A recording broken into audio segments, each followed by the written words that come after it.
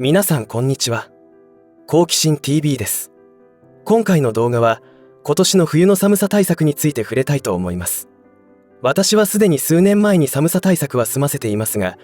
最近非常時の対策の重要性に目覚めた方向けに動画を作成しようと思いました。というのは、ネットを見ていて寒さ対策グッズの値上がりがすごいことになっていて、この先起きることは品切れとなり困る人が続出することになると思ったからです。なので自分や家族の身を守りたいと考えている方は早めの行動を起こした方が良いと思います。今回紹介する方法というのは災害時の対策にも効果を発揮しますし、高騰する電気代やガス代の節約にもつながるので強くお勧めします。さらに最近では緊張感漂う中東情勢によってエネルギーが輸入できなくなってしまう可能性も出てきました。石油や天然ガスの輸入量が減った場合はとんでもなく価格が高騰しますから買えなくなりますし、輸入がストップするなんてことになったら日本経済は数ヶ月でアウトになりますし、食糧危機と向き合うことになり餓死者も出ることになります。そうなった場合、会社への出勤どころの騒ぎではなく、生きるか死ぬかのサバイバルゲームのスタートとなります。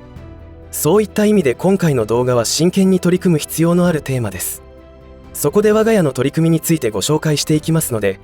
きっと参考になると思います。ぜひ最後までご視聴ください。このチャンネルでは自分や家族の身を守るためにできることや、日本人がこれ以上騙されることがないようにするための情報を発信しています。チャンネル登録がお済みでない方はぜひチャンネル登録をお願いします。さて、今中東の情勢が日々過熱気味になっていますが、それによってどんなことが起きるのかということを理解できていますでしょうか。この動画を見ようと思っているような人には無用な話となりますが、問題は新たにその危険性に気がついた人たちの行動が恐ろしいことになるということです。そうです。50年前に起きた時のようなトイレットペーパーなどの買い占め行動です。ですから、そうなる前に高値掴みさせられないように先手を打って賢く行動しましょう。と言いますか、この時期に冬の寒さ対策をしているというのはすでに遅いという感じはしますが、それでも始めなければ困るのは自分ということなので、まだの方はすぐに取り組んでいきましょう。私が冬対策をする際の前提条件は、1、電気が使えなくなっている。2、ガスも止まっている。3、灯油が品薄で購入できないという状況になっても通用するように準備しています。これらについてはもともと地震などの災害対策として考えてきたことですが、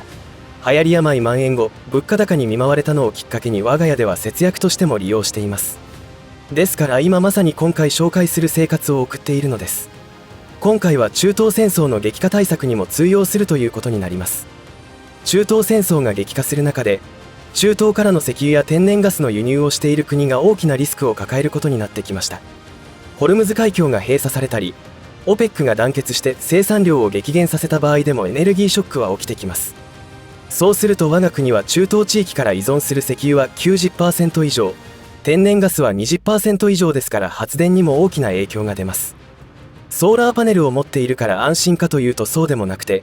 仮にそれが 100W の発電能力があったとしても、実用レベルでは良くて 60%、実用レベルとしては 30% から 50% くらいが現実的な発電能力となります。このことは後ほど触れます。ポータブル電源は300W とか 500W などの種類がありますが、使う家電の消費電力によって使えるものと使えないものが出ることにも注意してください。例えば、ご使用のポータブル電源の場合、定格出力 1600W、瞬間最大 3100W の記載があるとしたら、使用したい電化製品の起動電力が 3100W 以下であれば使用することが可能だということです。これは家電の仕様として裏面とかに表示されていると思います。なので、ポータブル電源を何に使用するかというプランも考えておく必要があります。冬対策として考えると、電気毛布などはいいかもしれません。電気毛布の使用電力は1時間あたり 15W くらいの省電力タイプもあるので、仮にそれを 600W のポータブル電源で使用した場合、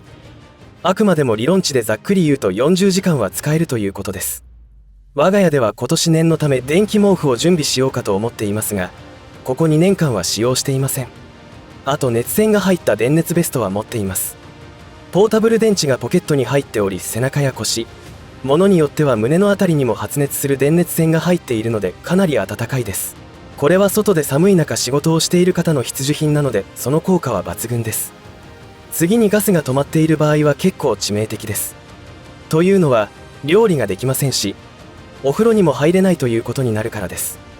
今回想定しているエネルギー問題が発生している状況では、なんと水も出なくなっていると思います。水道局も停電していますから、ポンプが作動していないからです。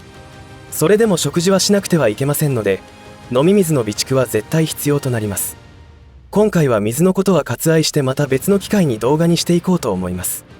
想定となる状況ではガスが止まっているわけですから、考えられることの一つはカセットコンロの使用となります。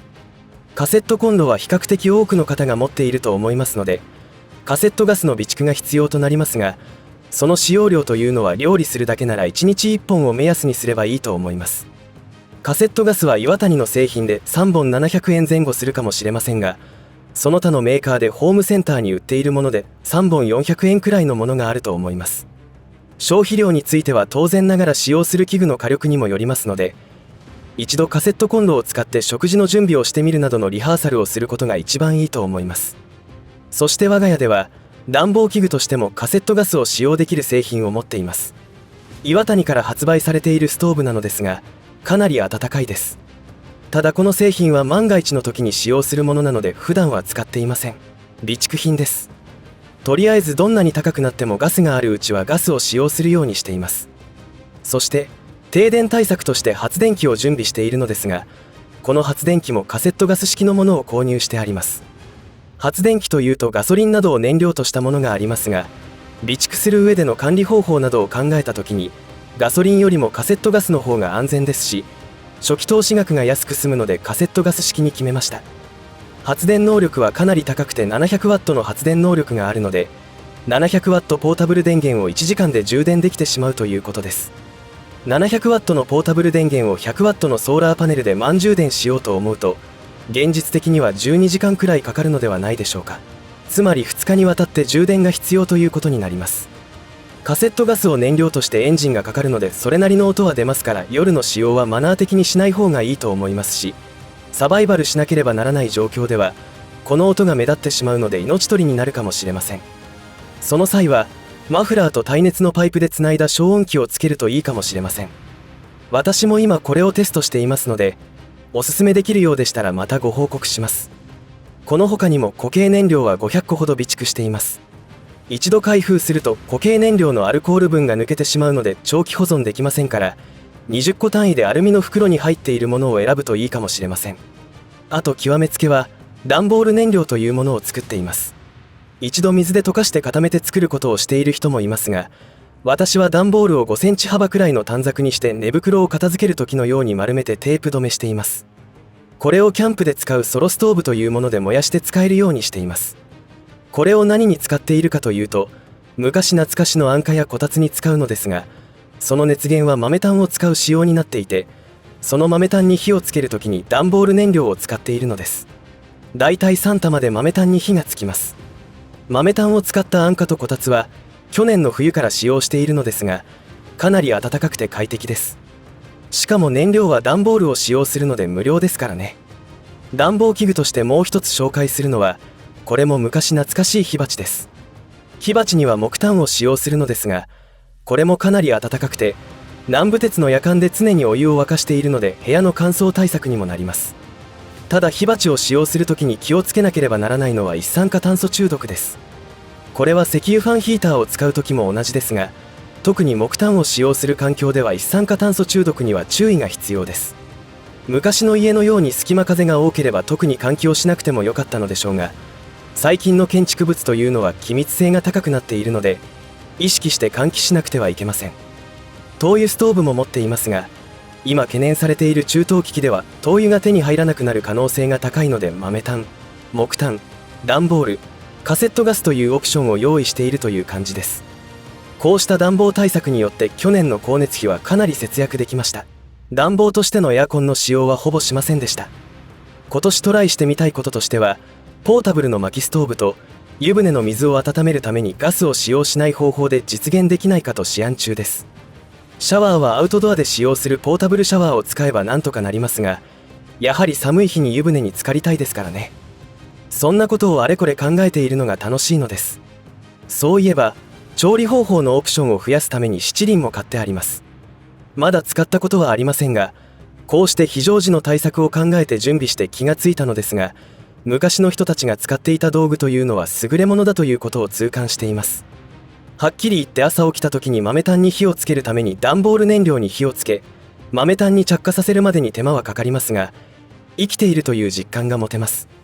薪で煮炊きをしていた昔の人は、燃料となる薪を冬が来る前の暖かい時期に薪割りをして準備をしていたのですよね。つまり一年中生きるための準備をしていて1年を過ごしていたのです。近年では蛇口をひねれば勝手に給湯器が作動してお湯が出ますし、水も出ます。トイレもレバーを引けば下水道に流れていき、トイレの汲み取りもありません。それが当たり前になった現代人に突きつけられているのが不便な生活への逆戻りです。昔とは違い、食料自給率も食料自給力も格段に下がっており、下手すると命を落とすようなことにもなりかねなくなりました。このような万が一のための取り組みはまだまだいっぱいやっていますが、今回はこれくらいにしておきます。ぜひ参考にしてください。いかがだったでしょうか。参考になりましたでしょうか。冬対策で特におすすめしたいのが豆炭を熱源にした安価とこたつの使用です。特に布団に入った時に足元が冷えていてはゆっくり疲れも取れませんから、安価などを使用して幸せな気分を満喫してほしいと思います。飢えと寒さに襲われるとメンタルをやられますので、生きるエネルギーを復活させるためにも快眠が欠かせません。豆炭関連の商品は店頭から売り切れになってしまう前に早めに購入してください。今回紹介した製品についての情報は概要欄にリンクを貼っておきますので参考にしてください。また最近公開したブログも動画の配信と同時に更新していますので、よかったら覗いてみてください。最後までお付き合いありがとうございました。以上で今回の話は終わりとしますが、皆さんの応援が次の動画作成の力になりますので、いいねボタン、チャンネル登録、通知設定をオンにしていただけると嬉しいです。また、コメント欄へのご意見、ご感想の書き込みもいただけたら励みになります。最後までご視聴ありがとうございました。好奇心 TV でした。